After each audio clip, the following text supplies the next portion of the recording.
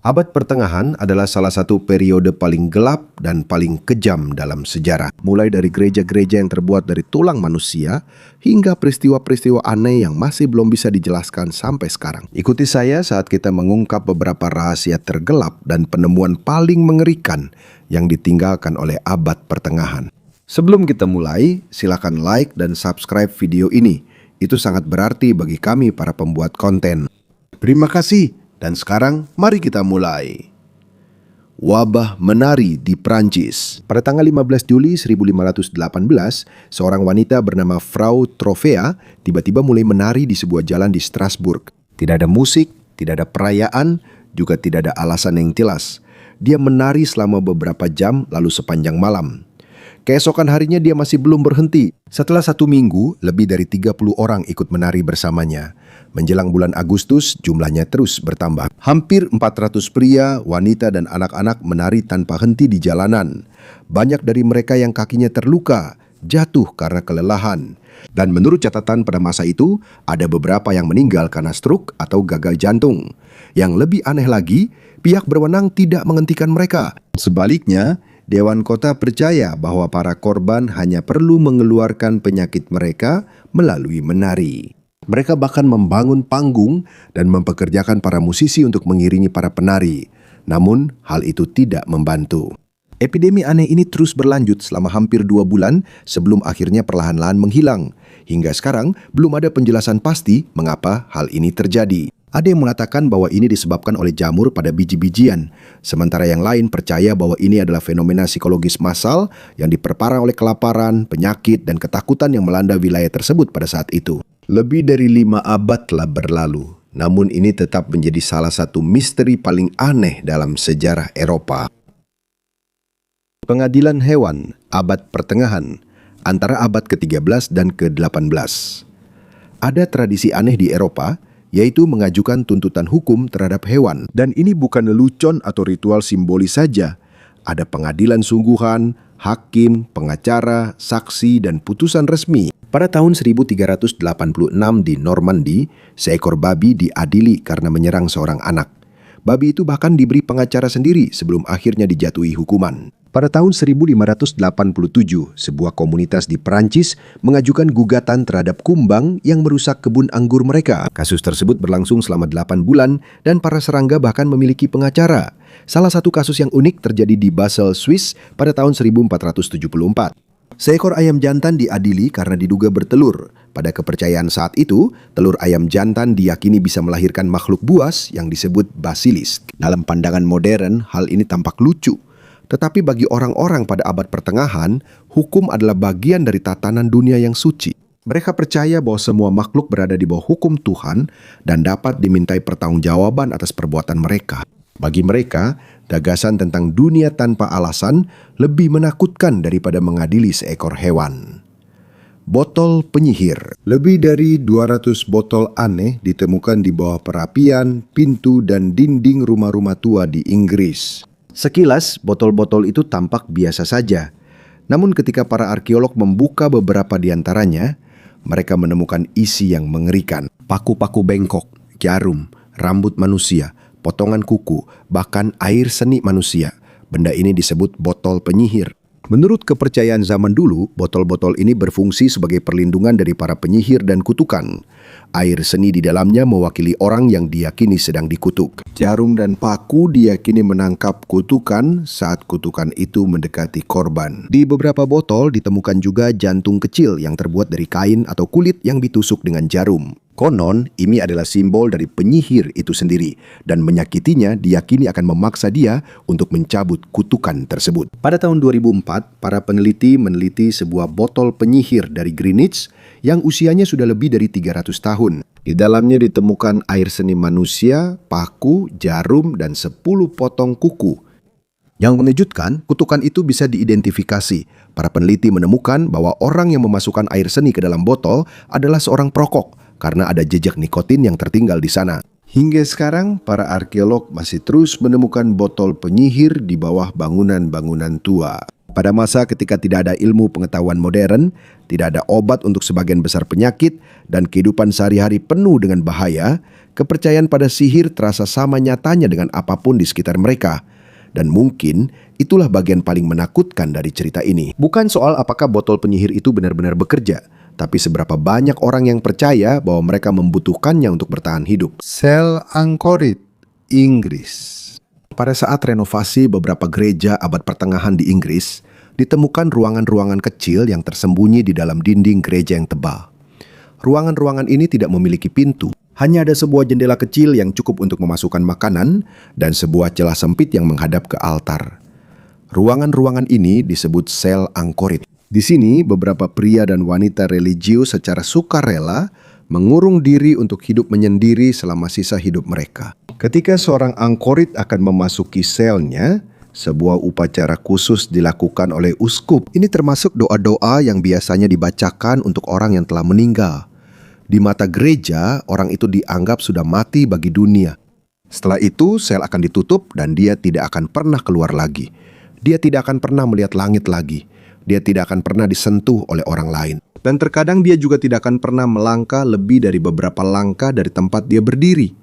Makanan hanya diberikan melalui lubang kecil di dinding. Melalui lubang itu juga dia mendengarkan misa dan melihat altar.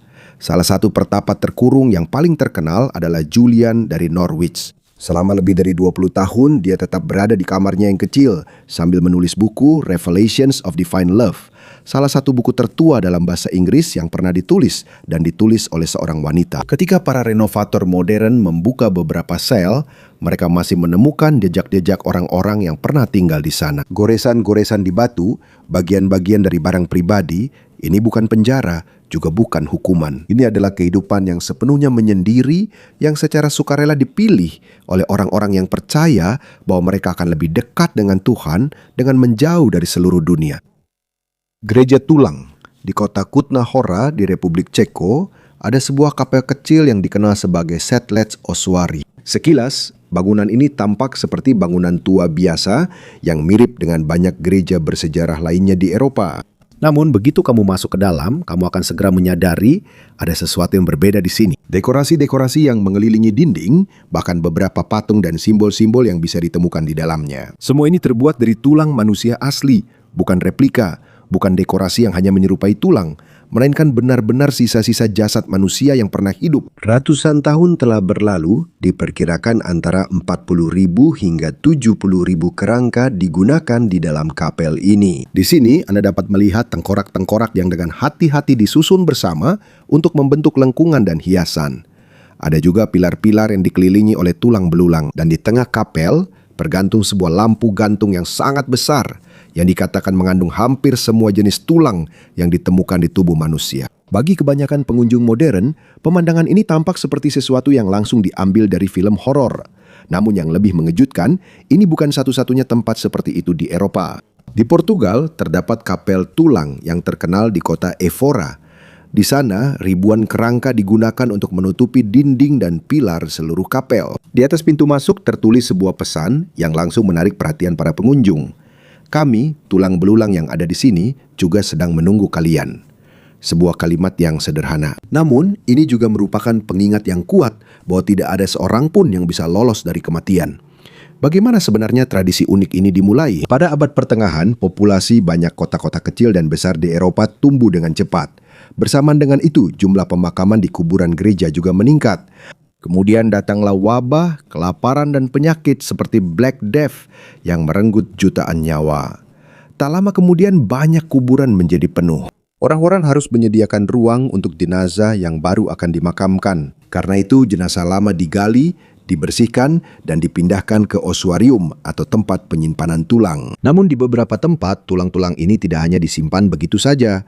Sebaliknya, tulang-tulang tersebut dijadikan bagian dari gereja itu sendiri. Tengkorak dan tulang-tulang itu disusun dengan hati-hati untuk membentuk desain, dekorasi, dan simbol-simbol keagamaan. Meskipun hal ini mungkin tampak menakutkan menurut pandangan modern, hal ini tidak dilakukan untuk menakut-nakuti orang. Sebenarnya tujuannya justru sebaliknya. Tradisi ini berakar pada sebuah konsep penting dalam kekristenan yang disebut memento mori. Sebuah frasa dalam bahasa Latin yang mengingatkan, artinya ingatlah bahwa kamu akan mati. Bagi orang-orang pada masa abad pertengahan, merenungkan tentang kematian tidak dianggap aneh atau morbid. Ini adalah bagian penting dari iman. Mereka percaya bahwa mengingat kefanaan hidup membantu untuk menjalani hidup yang lebih bermakna dan lebih dekat dengan Tuhan. Jadi, alih-alih menyembunyikan kematian, mereka justru menempatkannya tepat di depan mata mereka. Setiap kali mereka masuk ke gereja, setiap doa dan setiap misa, tulang-tulang itu mengingatkan mereka bahwa suatu hari nanti, orang-orang di sekitar mereka juga akan menjadi seperti mereka. Dan mungkin itulah alasan mengapa gereja tulang masih memiliki dampak yang sangat kuat hingga sekarang. Setiap tahun banyak turis yang mengunjungi tempat-tempat ini. Banyak dari mereka datang hanya karena rasa penasaran sederhana. Namun saat mereka masuk ke dalam, biasanya mereka terdiam dalam keheningan. Karena perlahan-lahan mereka menyadari bahwa apa yang mereka lihat bukanlah dekorasi. Ini bukan sekadar seni, ini adalah manusia sungguhan. Orang-orang yang pernah hidup, mencintai, bermimpi, dan menjalani hidup seperti kita. Dan meskipun ratusan tahun telah berlalu, mereka tetap menjadi bagian dari gereja-gereja itu. Mereka berdiri diam sebagai pengingat akan sebuah kebenaran yang tidak pernah berubah. Kekaisaran bisa berubah, kerajaan bisa hilang, dan nama-nama bisa terhapus dari sejarah. Namun bagi orang-orang yang membangun gereja tulang ini, ada satu hal yang pasti untuk semua, bahwa suatu hari nanti, masing-masing dari kita juga akan menjadi bagian dari masa lalu. Dan itulah pesan yang terus dibisikkan oleh ribuan tengkorak dan tulang di dinding kapel-kapel ini hingga saat ini. Dan namanya berasal dari kata Prancis oublier yang berarti melupakan. Dan itulah tujuan utamanya. Bukan hanya untuk memenjarakan seseorang, tetapi juga menghapusnya dari ingatan manusia. Selama bertahun-tahun saat merenovasi dan memeriksa kastil-kastil tua di Eropa, orang-orang menemukan lubang-lubang aneh yang tersembunyi di bawah menara, aula, dan fondasi bangunan kuno. Sekilas, ini tampak seperti bagian biasa dari struktur bangunan. Namun saat para arkeolog memeriksanya lebih lanjut, mereka menyadari bahwa beberapa di antaranya mungkin pernah digunakan sebagai penjara rahasia. Pada tahun 2009, para renovator di Nottingham, Inggris, menemukan sebuah obelisk abad pertengahan di bawah sebuah bangunan yang dulunya berfungsi sebagai gedung pengadilan selama lebih dari 600 tahun. Menurut beberapa laporan, orang-orang yang ditempatkan di sini bisa saja ditinggalkan dalam kegelapan tanpa harapan untuk melarikan diri. Di Irlandia, di Leap Castle yang terkenal, ditemukan lubang serupa. Di beberapa kastil lain, lantai oblet tidak rata dan dipenuhi batu-batu tajam. Tempat ini tidak dibuat untuk kenyamanan. Tempat ini dibuat agar setiap jam yang dihabiskan di dalam menjadi semakin sulit. Bayangkan perasaan seseorang yang terjatuh ke tempat seperti ini.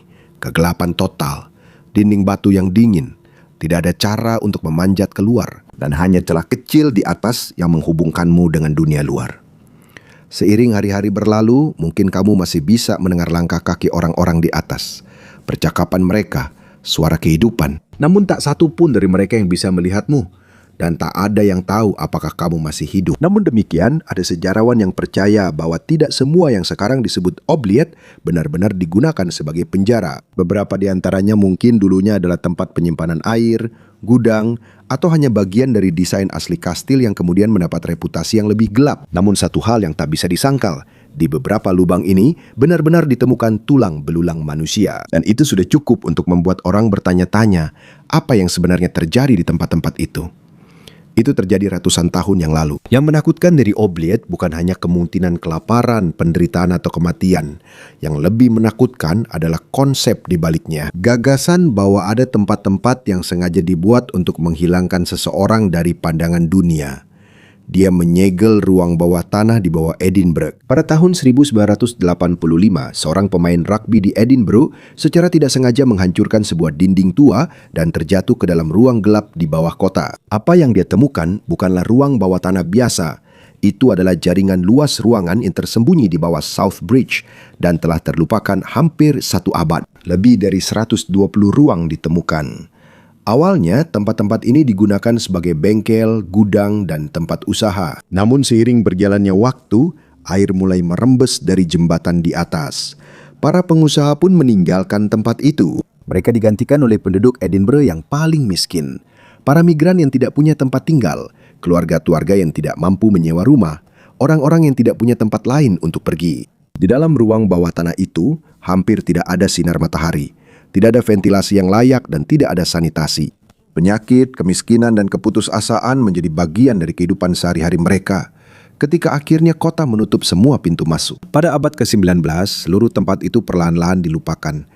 Selama lebih dari 100 tahun, sebagian besar penduduk Edinburgh tidak menyadari bahwa ada sebuah komunitas yang pernah hidup dan menderita tepat di bawah kaki mereka. Ketika ruang-ruang bawah tanah itu dibuka kembali, para arkeolog menemukan peralatan, potongan pakaian, tulang hewan, wadah, dan jejak-jejak lain dari orang-orang yang pernah tinggal di sana. Sekarang, tempat ini telah menjadi objek wisata yang terkenal dan sering dianggap sebagai salah satu tempat paling berhantu di Skotlandia.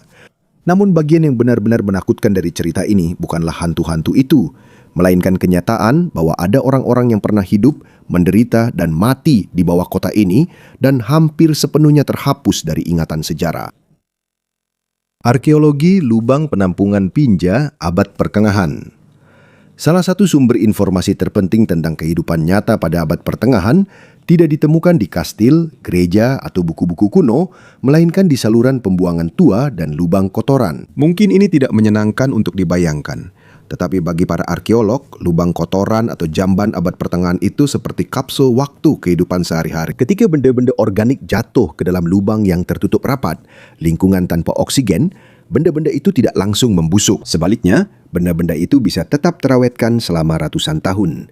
Karena hal ini, para peneliti menemukan biji buah, serbuk sari, kulit hewan, kain, sepatu, dan bahkan parasit yang pernah hidup di tubuh manusia. Di York, Inggris, ditemukan kotoran manusia kuno yang mengandung telur cacing gelang, cacing cambuk, dan parasit lainnya. Hal ini menunjukkan bahwa infeksi usus sangat umum terjadi pada masa abad pertengahan. Di Jerman, sebuah lubang pembuangan berisi lebih dari 30.000 biji ceri. Dan di Paris, ditemukan jejak anggur dan wine yang membuktikan betapa pentingnya wine dalam makanan mereka. Pada masa ketika sebagian besar air tidak aman untuk diminum, mempelajari saluran pembuangan tua bukanlah hal yang glamor. Namun ada satu hal yang tidak bisa dilakukan oleh banyak dokumen lama, yaitu lubang pembuangan itu tidak berbohong. Sementara kronik zaman dahulu seringkali berfokus pada raja, perang, dan agama, lubang pembuangan menunjukkan apa sebenarnya yang dimakan oleh orang biasa, penyakit apa yang mereka bawa, dan bagaimana mereka menjalani kehidupan sehari-hari. Kuburan massal wabah London. Pada tahun 2013, saat pembangunan jalur kereta bawah tanah baru di London, para pekerja menemukan sesuatu di bawah Liverpool Street, yaitu tulang belulang manusia. Dan bukan hanya satu atau dua, melainkan ratusan. Saat penggalian berlanjut, mereka menemukan bahwa mereka telah menggali sebuah kuburan massal yang luas, berasal dari masa wabah. Di bawah kota modern, terbaring para korban maut hitam pada tahun 1348 dan wabah besar pada tahun 1665. Di Charterhouse Square, para arkeolog menemukan sebuah pemakaman darurat yang telah lama hilang, yang dibuka pada masa maut hitam. Melalui tes DNA pada gidi-gidi kerangka, para ilmuwan mengonfirmasi keberadaan bakteri yang menyebabkan wabah tersebut. Ini adalah penyakit yang sama yang membunuh sekitar 30 hingga 60% dari populasi Eropa. Analisis pada tulang juga menunjukkan di mana orang-orang ini tumbuh, apa yang mereka makan saat masih muda, dan jenis pekerjaan apa yang mereka lakukan sebelum mereka meninggal. Banyak dari mereka tidak lahir di London. Mereka adalah para pekerja dan migran yang datang ke kota untuk mencari nafkah. Ada anak-anak, ada orang miskin, ada juga orang-orang yang meninggal dengan sangat cepat sehingga harus dikuburkan secara massal.